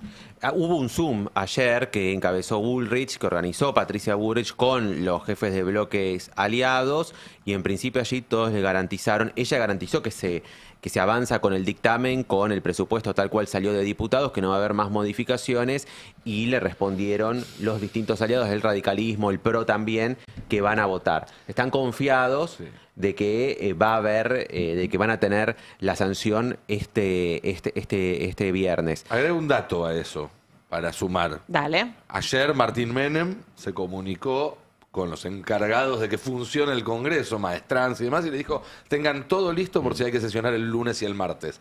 ¿Por qué? Porque si hay algún cambio el viernes, es decir, si el Senado lo aprueba con un cambio, el gobierno sigue necesitando tenerlo aprobado antes del 31 de la noche, entonces volvería a la Cámara de Diputados y se trataría el mismo lunes o martes antes de Año Nuevo. Ya, y hubo este fin de semana también un encuentro que se dio entre Menem, auspiciado por Santilli y Ritondo, para intentar hacer las paces después de lo que fue la polémica de la Auditoría General de la Nación. Están, de hecho, asumiendo en este momento en la GN los tres nuevos miembros, y allí Ritondo advirtió que tenía varios diputados del PRO de vacaciones y que si volvían a convocar iba a ser difícil que estuvieran.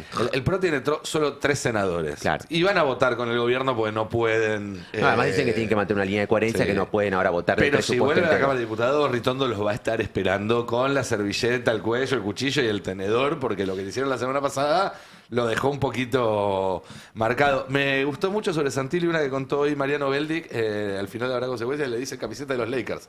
A veces un poco más violeta y a veces un poco más amarilla. Santilli. El ingenio popular. Es linda la camiseta de los Lakers. Es linda, sí. Tengo una para terminar, porque Dale, también baja mucho el presupuesto previsto para las becas estudiantiles. O sea, esto es en toda la línea. A los pibes y también a las instituciones. El recorte pasa por todos lados, así que podemos ver cuánto baja el presupuesto para las becas estudiantiles en el presupuesto 2026, que también es un recorte realmente muy grande y que, bueno, veremos si logra, en este caso, este es el de universidades, el que estamos viendo, tenemos uno más, que es el de...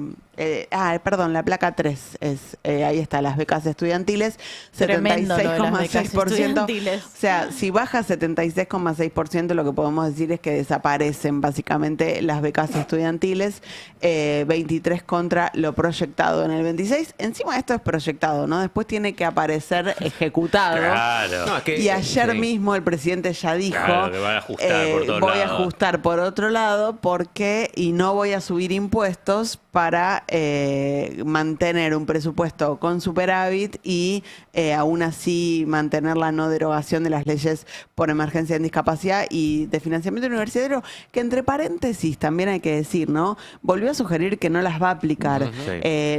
Puntualmente la ley de emergencia en discapacidad tiene un fallo a favor el viernes.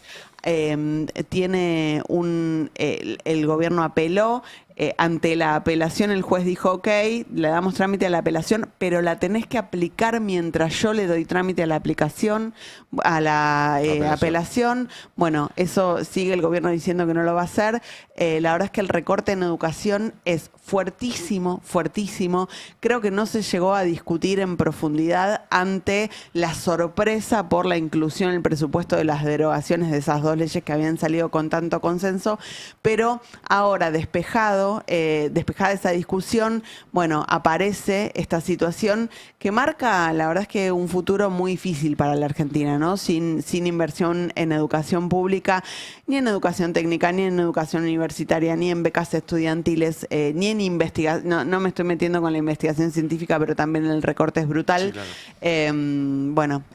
Es un país difícil. Un país, sí, sin futuro, definitivamente. Y ojo que el recorte de partidas puede también ir de la mano al el látigo a muchos de los gobernadores que dijeron que iban a acompañar y después no acompañaron en diputados. Les pasó lo mismo que le pasaba a Alberto. Alberto Fernández también le pasaba lo mismo, donde los gobernadores se comprometían a algo y después decían, ay no, al final no me respondían todos los diputados que creía. Fue la respuesta que empezó a recoger Martín Menem el fin de semana. De repente algunos diputados de algunas provincias dejaron de responder a lo que pedían los Hay gobernadores. que sacarse el sombrero por la praxis política de las familias con Sí, personas eso con también discapacidad.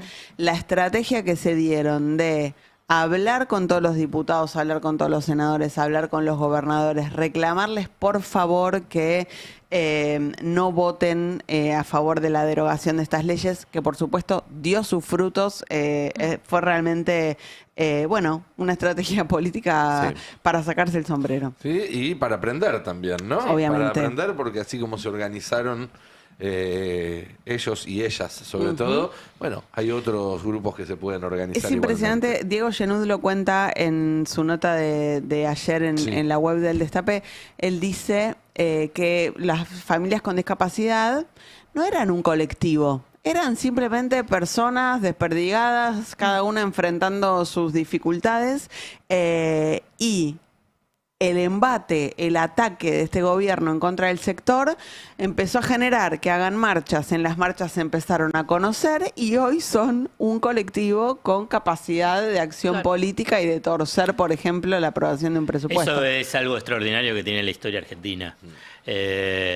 Porque este tipo de construcción colectiva es difícil por ahí encontrarlo en otros espacios, si querés, en nuestros países, que un sector es atacado e incluso durante la dictadura, desaparecidos, familias perdidas, y la reacción es que después se construyen como un colectivo de resistencia que enfrenta políticas represivas, políticas regresivas, políticas que van en contra de sus intereses. Y a partir de ahí es que decir, pero ¿cómo? Si tomé una medida que teóricamente iba a ordenarlo, no, desordenaste todo y ordenaste la resistencia. Y además, la impericia política, porque si justamente hay personas que tienen que tienen la resistencia tatuada en la piel, son las personas con discapacidad y sus familias, que se la pasan justamente resistiendo a las adversidades físicas que plantea la propia ciudad de Buenos Aires todas las del país, que no están acondicionadas para justamente transitar con una discapacidad. Lo económico, presupuestario. Lo económico, lo presupuestario, lo administrativo, la cantidad de trámites que tienen que hacer ante la obra social, toda la burocracia. Es decir, eligieron a un blanco completamente equivocado. Y los uniste en un grupo. Hay un testimonio que a mí me impactó muchísimo hace unos meses cuando estaban esas largas filas para volver a anotarse para recibir las pensiones. ¿Se acuerdan que obligaban a la gente? Les mandaban una carta, los obligaban a ir a hacer fila de madrugada. Hay gente que no recibía la carta y demás. Y había un testimonio donde una mamá con su hijo, él tenía silla de ruedas, ella tenía que llevarlo a todos lados, pero ella era ciega. Entonces él la guiaba desde la silla de ruedas. El nivel de compromiso que te obliga a tener una situación así en tu familia y demás, obviamente que va a ir más allá de los tiempos políticos de tal o cual ministro, de Petovelo, de Adorni, de Milei. Pero bueno, llegar al punto de poner esta carga sobre sus hombros también habla muy mal de todo el resto de nosotros. ¿no? Claramente. Pero también habla del desconocimiento, de nuevo, del gobierno ante las personas que se están enfrentando y ante las organizaciones y resistencias que eso puede generar. También en la construcción de consensos. Digo, no es solo las personas con discapacidad y todo su círculo de cuidado, sus madres, sus tías, sus hermanas, sus familiares, sino también, es muy doloroso como argentino, como argentina, entender que tenés un Estado que desfinancia prestaciones a infancias que tienen una discapacidad, mientras, y todo sea para aumentar los intereses de la deuda o el presupuesto a la CIDE. Sí, en el medio un escándalo porque se afanaban parte del poco También. presupuesto que tenía esa agencia, olvídate. ¿no? Total. Ni hablar. Olvídate. Pero estamos hablando de un gobierno que ni siquiera puede cuidar el vínculo con sus socios más cercanos. Recién mencionábamos el tema de Ritondo, el tema del PRO. es una herida que todavía está abierta y que puede tener consecuencias en el mediano y largo plazo. A mediano plazo, porque me parece que en eso está pensando Mauricio Macri, que está muy enojado, furioso con lo que fue la respuesta en la Cámara de Diputados, lo que fue esa votación a las 3 de la mañana, esa sorpresa, ¿no? Porque no habían sido tenidos en cuenta, no estaban al tanto el PRO de lo que iba a suceder con la designación de los 3 nuevos miembros de la AGN. Mauricio Macri quedaba por sentado, porque ya estaba acordado desde hacía muchísimo tiempo que iba a haber una silla garantizada para Jorge Triaca, que incluso había oficiado como vocero a favor de la reforma laboral durante todo este tiempo y se lo había visto reaparecer en los medios justamente para hablar a favor de la reforma laboral. Es decir, Jorge Triaca estaba militando la reforma laboral de Milei y después, porque creía que tenía una silla garantizada en la AGN, y finalmente a las 3 de la mañana se la arrebataron y Mauricio Macri hizo saber también que está furioso con esa situación. Hubo, les decía, ese encuentro personal entre Martín Menem, Cristian Ritondo y Diego Santilli para intentar recomponer. Lo que se logró es que la presentación judicial que se hizo ayer, el amparo contra la designación de estos 3 miembros en la AGN que se está dando en este momento, se produzca y sea no contra Martín Menem a nivel personal, sino contra la Cámara de Diputados de manera institucional. O sea, se juntaron a salvarlo a Martín Menem, a correrlo, sacarle un problema encima a Martín Menem. Exactamente, exactamente. Y se dio esta charla donde les decía que ya Ritondo no garantizaba que vaya a haber la cantidad de diputados necesarios para aprobar el presupuesto en caso de que vuelva antes de fin de año.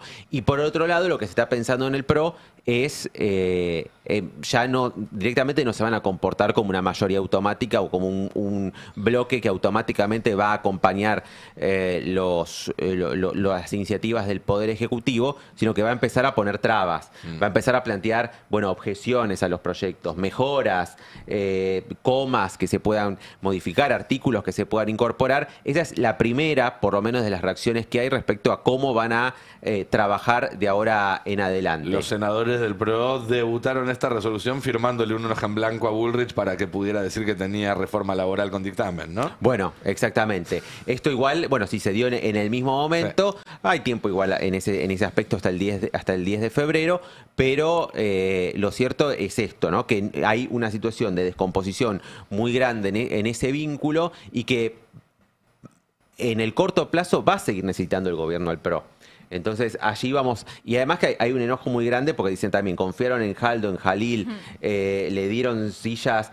Bueno, ellos ven además que en la designación de Caletti al frente de la AGN está Massa, entonces dicen que acordaron con Massa, cuando en realidad es un acuerdo con Sáenz de manera directa, ¿no? Y en esa línea dice, le dieron un cargo que es por 8 años a Massa y a Sáenz, y nosotros que somos en este caso aliados mucho más sólidos, no nos dieron absolutamente nada. Es parte de los reclamos que se están dando y los reproches por estas horas. Pero pasado 2 años, ¿no? Ya pasaron 2 años, porque uno puede decir en el primer año, después de ese pacto de Acasuso, pues sí, bueno, está aprendiendo. Pero si después de 2 años de gobierno de Milei y 1, 2, 3, 4, 5 veces tienen el mismo comportamiento, Milei, Karina Milei, los Menem, es ya una forma de actuar, digamos. La contraparte, los radicales con pelucas, los del PRO, los gobernadores que quieran estar al calor de los pesos o no pesos que puedan venir de la Casa Rosa, no saben ya, digamos, no aprendieron cómo funcionan. Bueno, Jaldo, Jalil y demás te pueden decir que sí, porque el miércoles pasado pasaron a cobrar, bueno, y después... Pero fundamentalmente los del PRO y los radicales. Lo que pasa es que hay una diferencia, porque lo que dicen en Casa Rosada del PRO es, ¿qué le voy a pagar si ya lo tengo? O sea, es mío, no tengo nada que pagarle. Bueno, ellos podrían hacerse valer más. Podrían. Porque si vos también estás en una posición... Claro, está en una posición... Ya está, el electorado, ya después de las elecciones últimas, por ya eso. está. Están en una posición incómoda porque piensan lo mismo y defienden lo mismo. Entonces también, ¿qué margen tienen para diferenciarse? Yo les preguntaba, ¿qué van a hacer ahora? ¿Van a empezar a votar con el kirchnerismo? Que para ellos es el cuco, es como es inconcebible que van a ir con Unión por la Patria ahora a plantear que la educación va primero. También es inconcebible pensar que le van a poner algún palo en la rueda a este gobierno, ¿no? Me parece que están un poco ahí entrampados. No sé, que ya está. Perdiste. Sí, a ver, el PRO como espacio político, sí.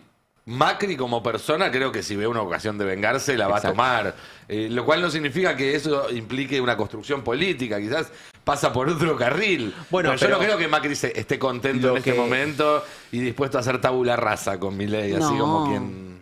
Bueno, el temor que tiene la Libertad Avanza es a Comodoro Pi, pues saben que es un territorio impropio. Sí. Entonces, O propio de Macri. por eso, y ahí volvemos, por algo Martín Menem intentó correr su nombre, del amparo. Sí, tiene otros problemitas Martín Menem, Sí. me parece. Si empiezan a avanzar las causas un poco más graves que haber designado a 3 auditores.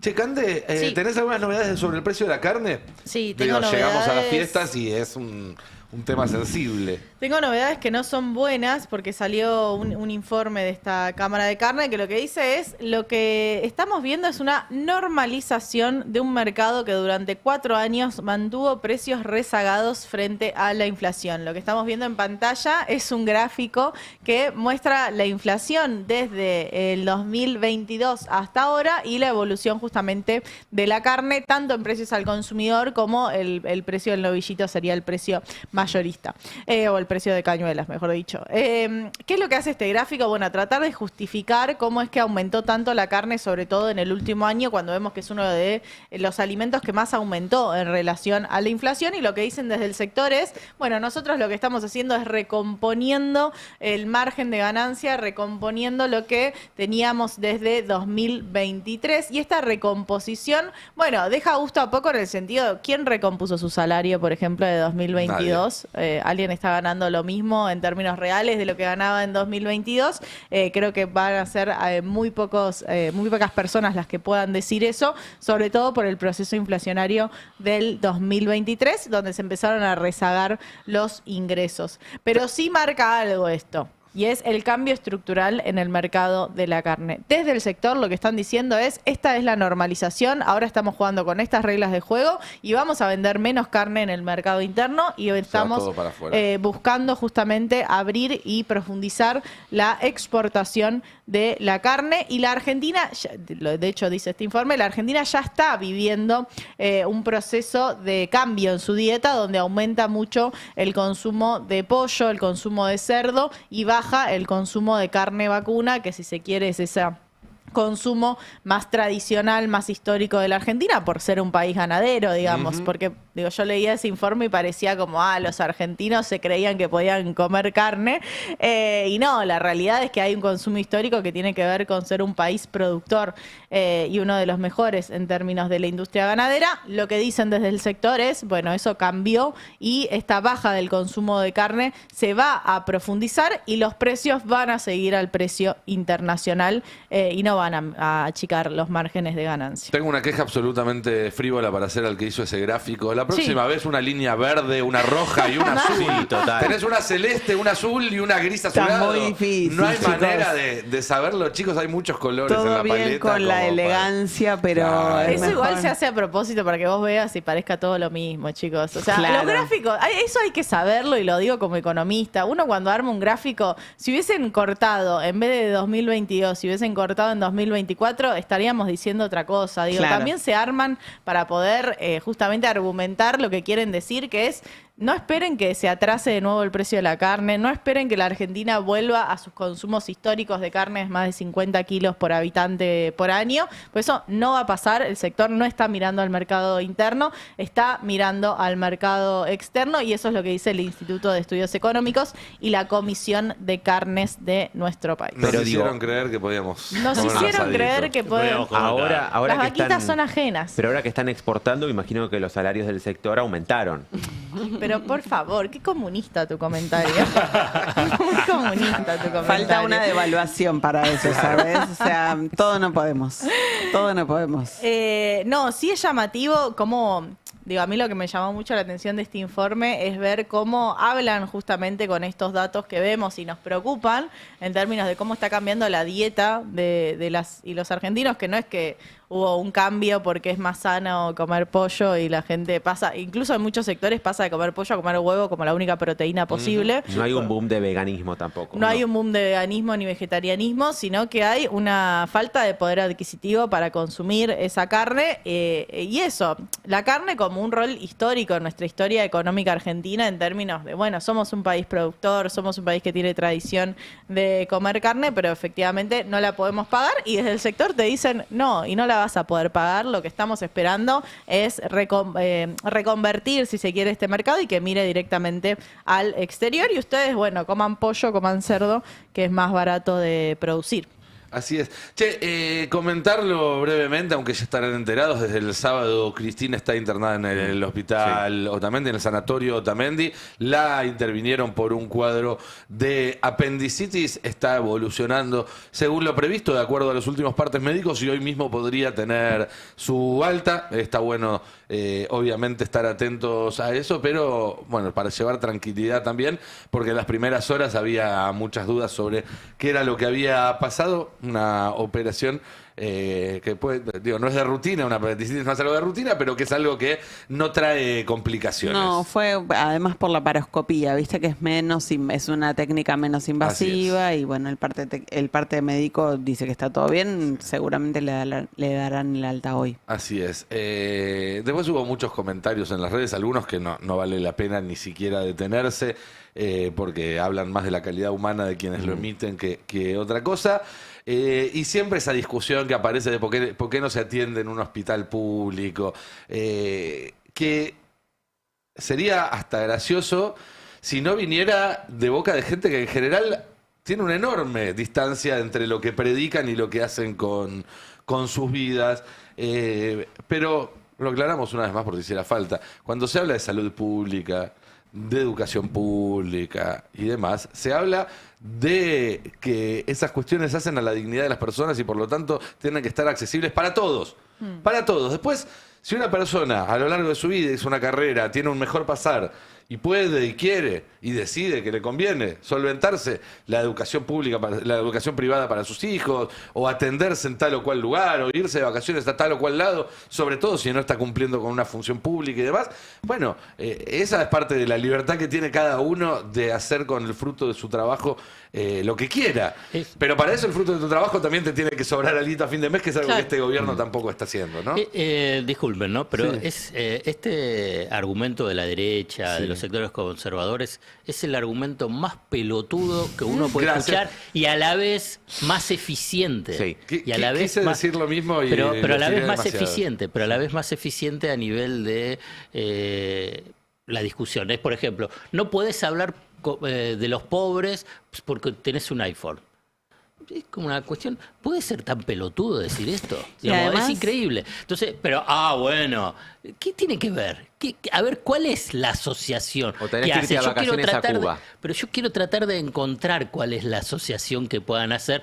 Que digo, es un mensaje eficaz, no estoy diciendo, pero ¿cuál es la asociación que hace? Digamos, si usás iPhone, a ver, te lo traduzco, ¿tenés que ser un hijo de puta? No entiendo. Pero además, pero el iPhone, ¿dónde se fabrica? Perdón, recuérdame. En China. Que es un país ¿con qué tipo de régimen económico? Comunista. Pero además, ¿quién lo produce? ¿Alguien vio un ultra rico trabajando? ¿Alguien vio un rico trabajando? Yo no, jamás. Pero es notable, pero además lo dicen gente que además se presenta como que tiene una autoridad moral cuando presidiste su banco acusado de financiar al narcotráfico. Digamos, es una cosa... No puedes ganar nunca la discusión, porque en el caso de Cristina, si se hubiera ido a atender un hospital público, le roba, le saca la cama a alguien, ella que puede pagarlo. Eso por un lado. Por otro lado, tenés un iPhone. Bueno, te dicen no puedes opinar de los pobres porque tenés un iPhone. Pero miran a un pobre con un iPhone y dicen, pobre, tiene un iPhone, ¿por qué no invierte Tan mejor mal la no le plata? va, ¿Tan mal no le va o invierte mal la plata? Y Se por otro compra lado, un iPhone y unas zapatillas. Nunca aparece la lógica contraria diciendo yo soy profundamente antiperonista, así que no me voy a tomar vacaciones. Digo, ¿no? Porque si Bueno, esa es la de lógica, si hecho- vos sos zurdo, entonces no tengas iPhone, entonces si vos sos gorila, no renuncia a tu aguinaldo. De hecho, este fin de semana se viralizó una captura del libro de Milei donde él reconoce que vivió 4 años gracias a haber cobrado indemnización laboral después de haber hecho juicio. Y salió el expediente también de Adorni que ganó Claro. $60.000 también En el después caso de de haber ido... Milei, igual más allá de la aparente contradicción, me preocupa, ¿no? Porque toda la descripción de ese episodio habla de una salud mental muy... ¿No? Cobró una Bueno, indemnización. bueno, no sé, a ver él cómo fue. cuenta, a ver, corregime A ver, si no lo sí. digo bien, pero él cuenta algo así como... ¿A dónde? ¿En el reportaje? En uno de ayer? sus En uno de sus En un libros. libro. Ah. Que él cobró una indemnización por irse a un laburo, una indemnización importante. Se fijó cuál era el promedio de tiempo que tardaba una persona despedida en conseguir un siguiente trabajo y daba 2 años, por ejemplo. Entonces calculó 4 años, dividió la indemnización en 48 fracciones de un mes para vivir todos los meses con eso. Yo qué sé, no funciona. Bueno, a él le funcionó y es No, no. presidente, Sí, ¿sabes? es verdad. No me parece tan malo igual. ¿Qué Pero querés que pará, te diga? pero Lo que estuvo dividís. 4 años sin trabajar. Claro, Me encantaría. buscate otro laburo. 4 años. Pero A además mí, puede chicos, ser que a mi nadie lo abuelo- contrataba. Era un A mi planero. abuelo le pasó, cobró una indemnización, dijo, listo, me salió para toda la vida, se le acabó la No. guita. Y además lo otro es que alguien como él se supone que esa plata la pondría a invertir o algo, no la iría gastando o sea, diría, Claro. bueno, esto me da un rendimiento de tanto anual, entonces puedo, pero, Pero no, sí, él él es se hizo- especialista en crecimiento con y sin dinero. ¿Ves? Tenía dinero ahí, Ahí para hacerlo tenés. crecer. Y bueno, es lo que hay. Es lo que hay. ¿Para en qué estábamos? Ya me perdí. Estábamos No, hablando de los argumentos Claro. por la, Eso, sí, por la los internación de zurditos Cristina. con iPhone y- Tengo algo más para contarles Por favor. si tienen ganas, Sí, claro. porque aparece Daniel Scioli en el medio de la discusión, en este caso. Con fe y con optimismo. Acaba de romper un convenio que hace 20 años la Secretaría de Turismo de la Nación venía manteniendo con el INDEC, básicamente para que el INDEC mida las estadísticas turísticas en la Argentina, cuántos turistas del exterior entran, cuántos turistas argentinos salen al exterior y demás. El tema es que justo viene Scioli a romper este convenio con el INDEC en medio de estadísticas de turismo que no le están dando bien al gobierno, que están encendiendo muchas luces de alarma porque somos muchos argentinos saliendo a gastar dólares en el exterior y no hay tantos extranjeros entrando a gastar dólares en el país. Según lo que dice la gente de Scioli y la Secretaría de Turismo, ahí el problema es cómo está midiendo el INDEC. Y vos fijate, ¿no? De repente aparecen sospechas de las mediciones del INDEC en el propio gobierno. Dicen en la Secretaría de Turismo que el INDEC está midiendo mal porque ubican el gasto de los turistas en el extranjero más abajo de lo que ellos creen que están gastando, entonces miden siempre a la baja, dicen en turismo, el gasto de los turistas extranjeros en la Argentina y dicen está mal porque la Argentina creció en turismo de calidad. O sea, acá no viene cualquier tiringo a hacer turismo, viene gente que gasta buena guita y dicen el INDEC no lo está midiendo. El INDEC responden, mirá, la verdad que lo que estamos midiendo va en línea con lo que miden países de la región, de lo que gastan los turistas extranjeros. ¿Qué sé yo? Deben gastar más o menos lo mismo acá en Argentina que en Brasil, que en Chile. Bueno, la decisión de la Secretaría de Turismo entonces es romper este convenio. El INDEC dice ahora que va a tener que salir a reemplazar las estadísticas que construía con datos de turismo con datos de las provincias para intentar seguir midiendo esto, que la verdad es que le viene dando mal al gobierno.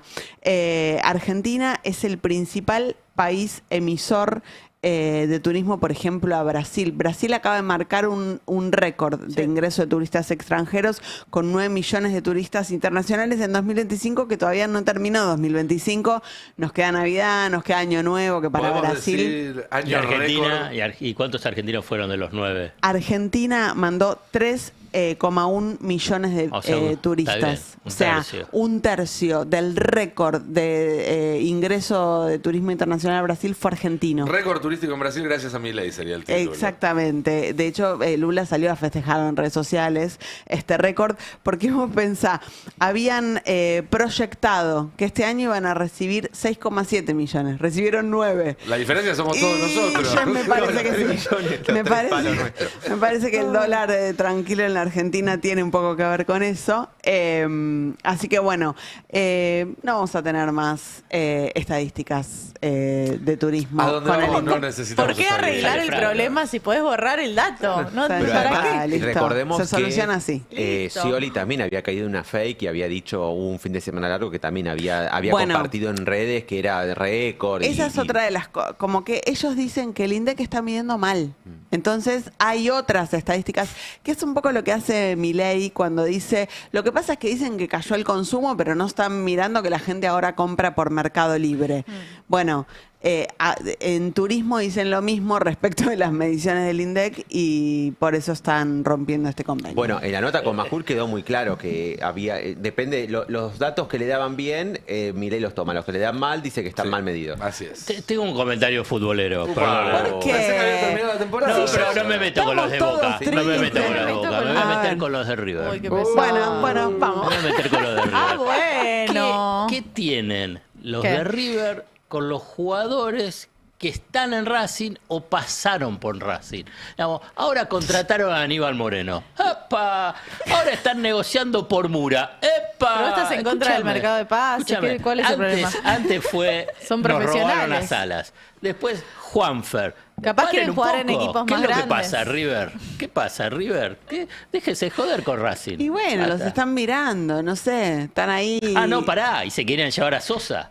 También se querían llevar a Sosa. Pero querían ver a Sosa, ¿dónde se va? Se va a otro lado. No, estamos tratando de negociar para que se quede. Ah, no, ¿Qué a pasa, Casíbares. Yo Mundo creo Gallina? que a ¿Qué veces pasa?